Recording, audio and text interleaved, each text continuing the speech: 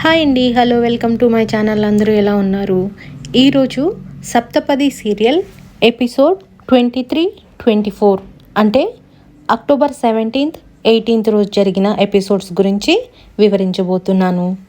హాస్టల్లో ఉన్న మైత్రిని తన రూమ్మేట్ లత ఈరోజు ఇంటర్వ్యూకి వెళ్ళావు కదే, ఏమైంది అని అడుగుతుంది. ఈరోజు నేను చాలా సంతోషంగా ఉన్నానే, ఎందుకంటే ఈరోజు నేను 2 జాబులకు సెలెక్ట్ అయ్యాను అంటుంది. అదేంటి, నేను చెప్పింది ఒక్క ఇంటర్వ్యూనే కదా, 2 జాబులు అంటావేంటి అని లత అడిగింది.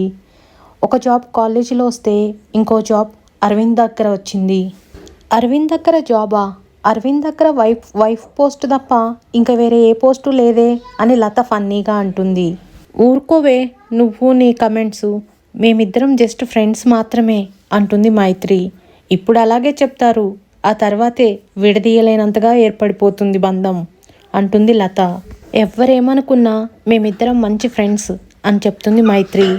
అరవింద్ గారికి నా ఐడియాస్ నచ్చి తను చేసే బిజినెస్లో నాకు పార్ట్నర్షిప్ ఇచ్చాడు అని చెప్తుంది.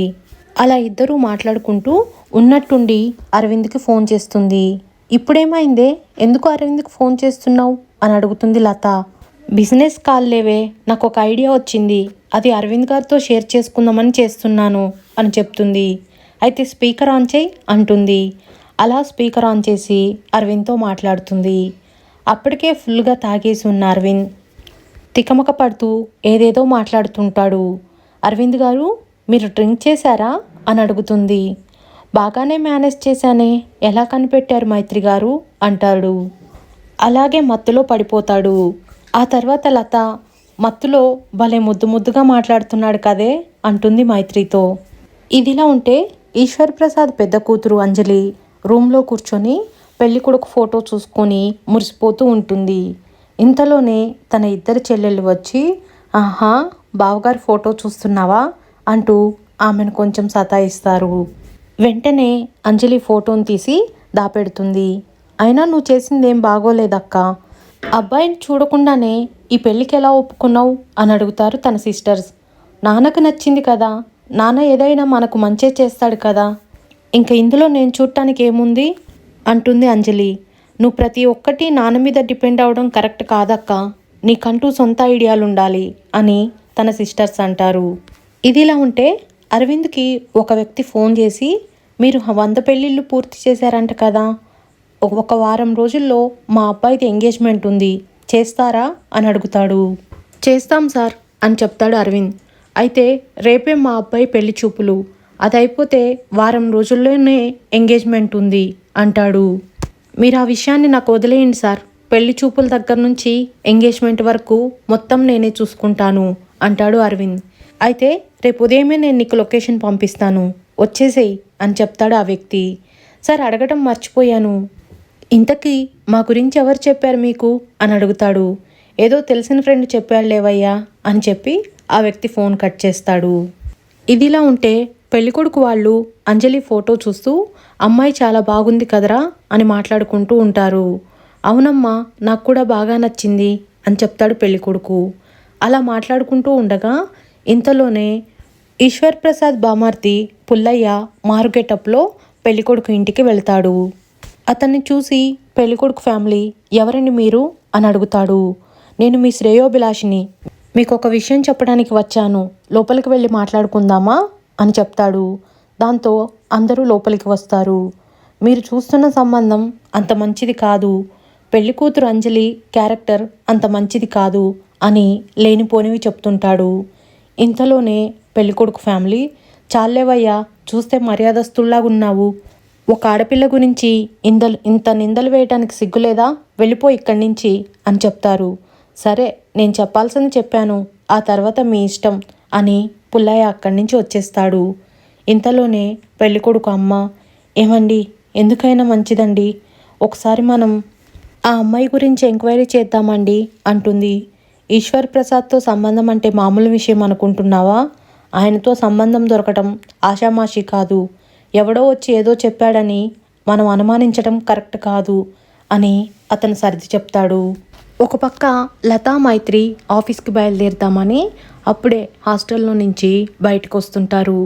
అదే సమయంలో అరవింద్ వస్తాడు. అరవింద్ని చూసి, అడుగో వచ్చాడు, మీ ఇద్దరి మధ్యలో నేనెందుకు లేవే అంటుంది మైత్రి. కాలేజ్ దగ్గర డ్రాప్ చేయనా అంటే నీకోసం వచ్చినట్టు, ఆఫీస్ దగ్గర డ్రాప్ చేయనా అంటే నా కోసం వచ్చినట్టు, ఎవరి కోసం వచ్చాడో తెలుసుకుందాం అంటుంది లత. ఇంతలోనే అరవింద్, హాయ్ మైత్రి గారు అంటాడు. నాకు అర్థమైందిలేవే, గురుడు వచ్చింది నా కోసం కాదు నీకోసమే, వెళ్ళు అంటుంది లత. అంతలోనే అరవింద్, వెళదామా మైత్రి గారు అంటాడు. నాకు చాలా టైం ఉంది, నేను ఆటోలో వెళ్తాను, మీరు కావాలంటే లతాని డ్రాప్ చేయండి అని చెప్తుంది. లత వెళ్ళే రూటు నా రూటు ఒకటి కాదు, నేను మీరు కాలేజ్కి వెళ్ళే రూట్లో వెళుతున్నాను, కావాలంటే మిమ్మల్ని డ్రాప్ చేస్తాను, రండి అంటాడు. దేనికైనా అదృష్టం ఉండాలి, నాకంత అదృష్టం లేదులేవే, నువ్వు వెళ్ళు అని చెప్పి లత వెళ్ళిపోతుంది. చూడండి అరవింద్ గారు, హెల్ప్ చేయడానికి కూడా ఒక లిమిట్ ఉంటుంది. ఈ హాస్టల్లో మీరే నన్ను జాయిన్ చేశారు, ఫీజు మీరే కడుతున్నారు, మీరు బిజినెస్లో నాకు పార్ట్నర్షిప్ ఇచ్చారు, ఇప్పుడు నన్ను కాలేజ్ దగ్గర డ్రాప్ చేయడానికి పని కట్టుకొని మరీ రావాలా, నాకు ఇదేం నచ్చలేదు అరవింద్ గారు అని అంటుంది. అలా మాట్లాడుతూ ఉండగా ఇంతలోనే వార్డెన్ ఆంటీ వచ్చి, వచ్చావా అరవింద్, డబ్బులు తెచ్చావా అని అడుగుతుంది. నువ్వు చెప్పాక తీసుకురాకుండా ఉంటానా ఆంటీ అంటూ డబ్బులు ఆంటీకి ఇస్తాడు. ఇప్పుడైనా అర్థమైందా మైత్రి గారు, నేను వచ్చింది మీకోసం కాదండి, ఆంటీ కోసం. ఎలాగో వెళుతున్నాను, మీ కాలేజ్ రూట్లోనే కదా వెళుతుంది, మిమ్మల్ని డ్రాప్ చేద్దామని అడిగాను అంటాడు. ఆ మాటతో మైత్రి ఏం మాట్లాడకుండా సైలెంట్గా వెళ్ళి కారు ఎక్కుతుంది. అలా మైత్రిని కాలేజ్ దగ్గర డ్రాప్ చేసి తనతో పాటే కాలేజీలోకి వెళుతుంటాడు. మీరెక్కడికి అని అడుగుతుంది మైత్రి. నేను కూడా ఒకసారి కాలేజ్ ఎలా ఉందో చూస్తానండి అంటూ తనతో పాటే లోపలికి వస్తాడు. అలా ఇద్దరు నడుచుకుంటూ వెళుతుండగా, మైత్రి గారు, మీ కంటికి నేను రౌడీలాగా పోకిరిలాగా ఏమైనా కనిపిస్తున్నానా అని అడుగుతాడు. ఎందుకండి అలా అడుగుతున్నారు అంటుంది మైత్రి.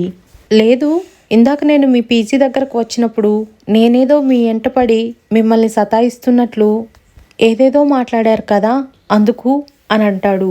సారీ అండి, కావాలని అలా మాట్లాడలేను, లత ఏదో చెప్పడం వల్ల చిన్న పొరపాటు జరిగింది అంటుంది.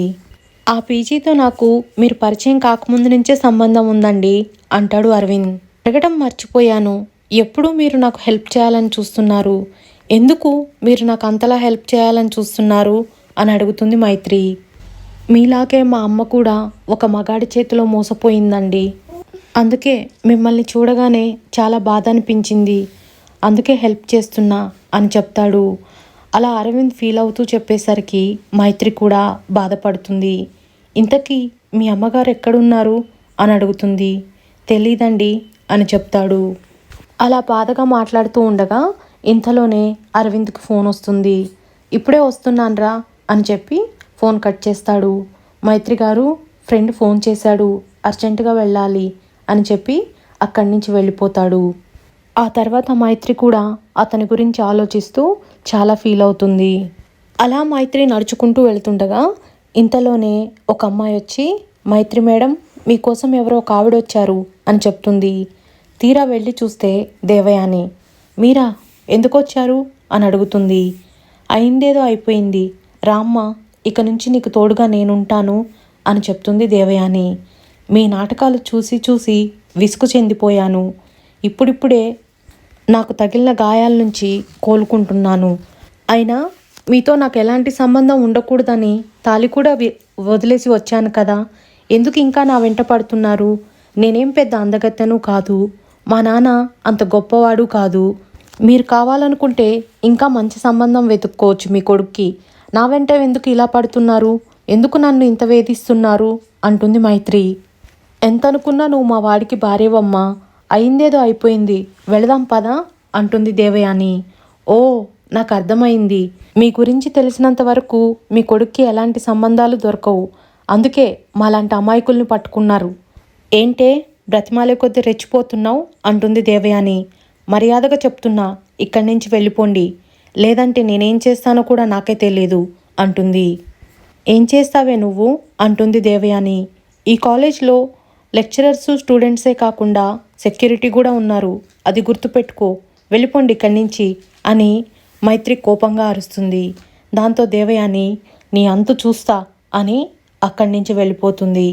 అలా దేవయాని మైత్రి మాట్లాడుకోవడం ఈశ్వర్ ప్రసాద్ చిన్న కూతురు అక్షిత చూస్తుంది. ఓ ఇదా ఈవిడి గారి కథ, చెప్తా నీ సంగతి అని అక్షిత మనసులో అనుకుంటుంది. ఆనందరావు ఇంట్లో ఏవో కొన్ని పుస్తకాలు తీస్తుండగా ఇంతలోనే ఒక బుక్లో నుంచి లవ్ యూ డాడీ అని మైత్రి రాసుకున్న పేపర్ కింద పడుతుంది. అది చూసి ఆనందరావు ఫీల్ అవుతూ ఉంటాడు. ఏమైందిరా అంతలా బాధపడుతున్నావు అని ఆనందరావు తల్లి అడుగుతుంది. మైత్రి గుర్తొచ్చిందమ్మా అని చెప్తాడు. అదేమంత నిర్వాహం చేసిందనరా దాన్ని గుర్తు చేసుకోవడానికి? పిల్లల్ని గారాబం చేస్తే ఇలాగే తయారవుతారు. అత్తింట్లో ఉండలేదు సరి, మీరు వెళ్ళి పిలిచారు కదా, రావడానికి ఏంటి దానికి ప్రాబ్లం అని నోటికొచ్చినట్టు మాట్లాడుతుంది. అమ్మా ఇంకొక మాట మాట్లాడావంటే ఊరుకోను. నా కూతురు దూరం అవ్వడానికి నువ్వే కారణం. నీ వల్లే ఆ రోజు మైత్రిని నేను పట్టించుకోలేను. నువ్వు చెప్పిన మాటలు వినే తిరిగి అత్తగారింటికి పంపించాలనుకున్నా. దానివల్ల మైత్రి నాకు చాలా దూరం అయిపోయింది. తన దృష్టిలో నేను పాతాళానికి పడిపోయాను అంటూ బాధపడతాడు. మనమందరం ఉండి కూడా తనని అనాథన చేశాం. ఎంత బాధపడి ఉంటుందో నా బంగారు తల్లి, ఒక్క మాట ఎదురు మాట్లాడలేదు అంటూ బాధపడుతుంటాడు. ఇంతలోనే తన చిన్న కూతురు, నానా ఎలాగైనా సరే అక్కను మళ్ళీ ఇంటికి తీసుకురండి అని అడుగుతుంది. అది రానని చెప్పిందమ్మా, నీకు పెళ్ళయ్యే వరకు తన ఇంట్లో అడుగు పెట్టనని చెప్పింది మీ అక్క అంటూ ఆనందరావు బాధపడతాడు. ఇదిలా ఉంటే అరవింద్ కార్ దగ్గరకు వెళ్ళేసరికి తీరా కార్లో మైత్రి హ్యాండ్ బ్యాగ్ కనిపిస్తుంది. తిరిగి తనకి ఇవ్వడానికి కాలేజీలోకి వస్తాడు. అప్పటికే మైత్రి క్లాసికల్ డ్రెస్ వేసుకొని తన స్టూడెంట్స్కి డ్యాన్స్ నేర్పిస్తూ ఉంటుంది. అలా చూసి అరవింద్ షాక్ అవుతాడు. మైత్రిని రెప్ప కొట్టకుండా అలాగే చూస్తూ ఉండిపోతాడు. అరవింద్ని చూసి మైత్రి కనుసైగతోనే ఏమైంది మళ్ళీ వచ్చారు అన్నట్టు అడుగుతుంది. హ్యాండ్ బ్యాగ్ అని తన చేతిలో ఉన్న హ్యాండ్ బ్యాగ్ చూపిస్తాడు. అక్కడ పెట్టమని కనుసైగ చేస్తుంది. అలా మైత్రిని తనివి తీరా చూసి మురిసిపోయి అక్కడి నుంచి వెళ్ళిపోతాడు. ఆ చూపులో ఎందుకో మైత్రి అతనికి చాలా బాగా నచ్చింది. అలా అరవింద్ వెళ్ళిపోయాక అక్షిత కూడా అక్కడికి వస్తుంది. తప్పుగా డ్యాన్స్ చేస్తూ ఉంటుంది. మైత్రి అలా కాదు ఇలా చేయాలి అని చూపిస్తుంది. ఎంత చూపించినా అక్షిత తప్పుగానే డ్యాన్స్ చేస్తూ ఉంటుంది. దాంతో మైత్రికి కోపం వచ్చి అరుస్తుంది. ఏంటి అలా కోపంగా అరుస్తున్నావు? కోపంగా అరవడానికి నేనేమైనా మీ అత్తగారిని అనుకుంటున్నావా? నీ సంగతి అంతా నాకు తెలుసు. ఇంతకుముందు మీ అత్తగారు కాలేజ్కి వస్తే తిట్టి పంపించావు కదా అని అంటుంది అక్షిత. అక్షిత మర్యాదగా చెప్తున్నా, ఇది కాలేజ్, పర్సనల్ విషయాలు ఇక్కడ మాట్లాడకు అంటుంది మైత్రి. అయినా కానీ అలా మాట్లాడుతూనే ఉంటుంది. దాంతో కోపం వచ్చి షటప్ అంటుంది మైత్రి. ఇంతలోనే ప్రిన్సిపల్ వస్తుంది. మైత్రి అక్షిత మాటలు వింటుంది. ప్రిన్సిపల్ అక్షితతో మర్యాదగా మేడంకి సారీ చెప్పు అంటుంది. అక్షిత సారీ చెప్పదు. ఇప్పుడే మీ ఇంట్లో వాళ్ళని పిలిపిస్తున్నా అని చెప్పి అక్షిత వాళ్ళ ఫాదర్కి ఫోన్ చేస్తుంది. అలా అక్షిత, మైత్రి, ప్రిన్సిపల్ మేడం ఇంకా మిగతా స్టూడెంట్స్ ఆఫీస్ రూమ్లో వెయిట్ చేస్తూ ఉండగా ఇంతలోనే ఈశ్వర్ ప్రసాద్ వస్తాడు. అతన్ని చూసి మైత్రి షాక్ అవుతుంది. మైత్రిని చూసి ఈశ్వర్ ప్రసాద్ కూడా షాక్ అవుతాడు. నమస్తే మేడం, పిలిచారు అంటాడు ప్రిన్సిపల్తో. కూర్చోండి సార్ అంటుంది ప్రిన్సిపల్. నేను కూర్చోవడానికి రాలేను మేడం, నేను ఒక తప్పు చేసిన స్టూడెంట్స్కి ఫాదర్గా వచ్చాను అని అంటాడు. సార్ మిమ్మల్ని అవమానించడానికి పిలిపించలేను. మీ కూతురి ప్రవర్తన బాగోలేదు. డ్యాన్స్ టీచర్ మైత్రి గారి గురించి ఆమె పర్సనల్ విషయాలు తీసి ఇష్టం వచ్చినట్టు మాట్లాడుతుంది, అందుకే పిలిపించాను అని చెప్తుంది. దాంతో నా కూతురు తప్పు చేసింది, ఒక టీచర్కి గౌరవించాలనే కామన్ సెన్స్ కూడా నా కూతురికి లేదు. అలాంటి కూతురు వల్ల నేను ఇప్పుడు మీకు క్షమాపణలు చెప్పుకుంటున్నాను అని అక్షిత మైత్రి మేడంకి సారీ చెప్పు, అది కూడా తన చేతులు పట్టుకొని సారీ చెప్పు అంటాడు. దానికి అక్షిత ఒప్పుకోదు. డాడ్ ఇందులో నా తప్పేమీ లేదు అంటుంది. షటప్, నీ తప్పు ఉందో లేదో నాకు తెలుసు, తప్పు లేదే ప్రిన్సిపల్ మేడం పిలిపిస్తుందా, నువ్వు మర్యాదగా సారీ చెప్పు అంటాడు ఈశ్వర్ ప్రసాద్. చాలాసేపటి వరకు అక్షిత చెప్పదు. నువ్వు సారీ చెప్తావా లేకపోతే నీ తరఫున మైత్రి మేడంకి నేను సారీ చెప్పాలా అని మైత్రి దగ్గరకు వెళ్ళి చేతులు కట్టుకొని తల వంచి సారీ చెప్పబోతుంటాడు. ఇంతలోనే అక్షిత డాడ్ ఉండండి అని మైత్రి దగ్గరకు వెళ్ళి సారీ అని చెప్తుంది. అది సరిపోలేదు, మర్యాదగా అడుగు అంటాడు. ఇక దాంతో అక్షిత చేసేదేం లేక మైత్రి దగ్గరకు వెళ్ళి ఆమె 2 చేతులు పట్టుకొని సారీ మేడం, ఇంకెప్పుడు మిమ్మల్ని తప్పుగా మాట్లాడను అని చెప్తుంది. ఆ తర్వాత అక్షిత అక్కడి నుంచి కోపంగా వెళ్ళిపోతుంది. ఈశ్వర్ ప్రసాద్ కూడా అక్కడి నుంచి తల వంచుకొని తిరిగి వస్తుండగా ఇంతలోనే మైత్రి వెనుక పరిగెత్తుకుంటూ వచ్చి అంకుల్ ఆగండి అని పిలుస్తుంది. సారీ అంకుల్, నా వల్ల తప్పు జరిగిపోయింది. అక్షిత మీ కూతురని నాకు తెలీదు. తను మీ కూతురని తెలిస్తే నేను మిమ్మల్ని పిలిపించేదాన్నే కాదు, సారీ అని చెప్తుంది. ఇందులో నువ్వు సారీ చెప్పడానికి ఏముందమ్మా, నిజానికి నేనే నీకు సారీ చెప్పాలి అక్షిత చేసిన తప్పుకి అంటాడు ఈశ్వర్ ప్రసాద్. అయినా నాకు ఈరోజు చాలా సంతోషంగా ఉందమ్మా, నీలాంటి గురువు అక్షితకి దొరికినందుకు అంటాడు. ఇంతకు మీ హెల్త్ ఎలా ఉంది అంకుల్ అని అడుగుతుంది. నీ పరిచయం తర్వాత బతుకు మీద ఆశ పుట్టిందమ్మా, ఇదిగో అని తన జేబులో నుంచి ఇన్హేలర్ తీసి చూపిస్తాడు. ఇంతకీ ఎలా ఉన్నాడు మావాడు అని అడుగుతాడు. ఆ మాటకు మైత్రి షాక్ అవుతుంది. ఆ తర్వాత ఏం జరిగిందనేది మనం నెక్స్ట్ ఎపిసోడ్లో తెలుసుకుందాం. అంటే సోమవారం జరిగే ఎపిసోడ్లో తెలుసుకుందాం. సో ఇది ఈ 2 days ఎపిసోడ్స్. ఈ ఎపిసోడ్స్ కనుక మీకు నచ్చినట్లయితే ప్లీజ్ అండి ఒక లైక్ అయితే ఇవ్వండి. అలాగే మీరు ఎవరైనా కొత్తగా నా ఛానల్ని చూస్తున్నట్లయితే ప్లీజ్ అండి నా ఛానల్ని సబ్స్క్రైబ్ చేసుకొని నాకు సపోర్ట్ చేయండి.